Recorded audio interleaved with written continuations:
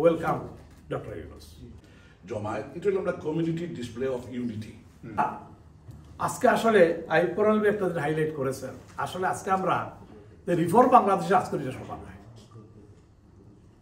Reform Bangladesh একটা সংগঠন তারা করেছেন ইউনূস সাহেবের সমর্থনে, ওনাকে সাপোর্ট দেওয়ার জন্য। তারা মঙ্গলবারে ডেকেছেন আলতাবালি পার্কে, এখানে তারা একটা সমাবেশ ইউনিটি সলিডারিটি ওনার সম্মানে, এটা খুব ভালো কাজ তারা করেছেন, এটাকে আমি সমর্থন করি। কিন্তু আজকে তাদের উদ্যোগে আজকের এই সমানে যে আমরা এখানে প্রস্তুতি নিব, তাদের সবাই কীভাবে সাকসেস করবো, দিস ইজ নট আওয়ার মোটো।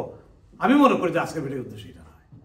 উনি বলছেন, ওনার কথা উনি বলছেন, কারণ আমরা এই রিফর্মাল আছে সবাই ডাকি, সবাই ডাকিছি আমরা ব্রিটিশ কমিউনিটি, আমরা নেতৃবৃন্দ নির্দলীয় আমরা এখানে ডাকছি। এটা নন পলিটিক্যাল একটা মিটিং, এটা কোনো ইউনিট সাহেবের কোনো দল নেই, এটা কোনো এনসিপির মিটিং নয়, এটা আওয়ামী লীগের মিটিং নয়, এটা বিএনপির মিটিং নয়, এটা জাসদের জাতীয় কোনো রাজনৈতিক মিটিং নেই, আমরা ব্রিটিশ বাংলার community, this is our identity. আমরা ইউনিট সাহেবকে আমরা স্বাগত জানাই, ওয়েলকাম জানাই আমরা এই ব্রিটেনে।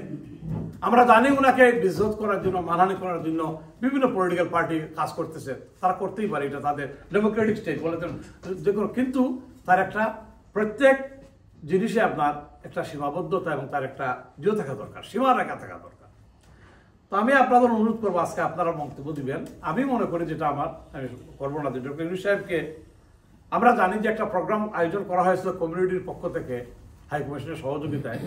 সেই প্রোগ্রামটা ছিল আপনার 12 জুন, আমি দাওয়াত পেয়েছিলাম প্রোগ্রামে, এটা গিল্ডের প্রোগ্রাম ছিল, হঠাৎ বাতিল করা হয়েছে, আমি জানি না, বলা হয়েছে ওনার নিরাপত্তা জড়িত কারণে এটা বাতিল করা হয়েছে।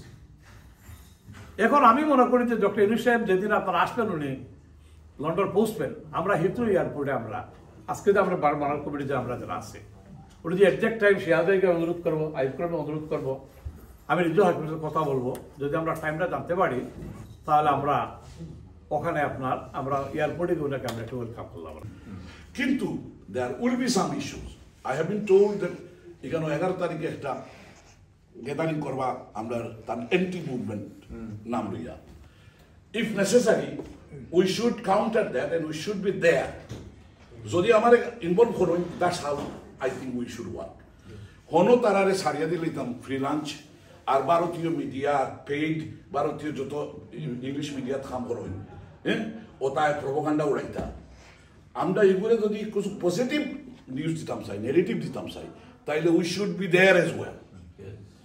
এবং how we should be there, prince Charles এখন বর্তমানে রাজা, রাজারা তো আমরা উন করি, আমরা তো দেশে থাকি, ইসলামে তো এলাও করে যে হোয়াট এভার ইট ইজ, যে দেশে থাকবে ওই দেশের আইন এবং নিয়ম নীতি মানতে হয়, রিগার্ডলেস হোয়াট এভার উই আমরা ইমানের মাঝে আমরা ইমান নষ্ট হইতে নাই।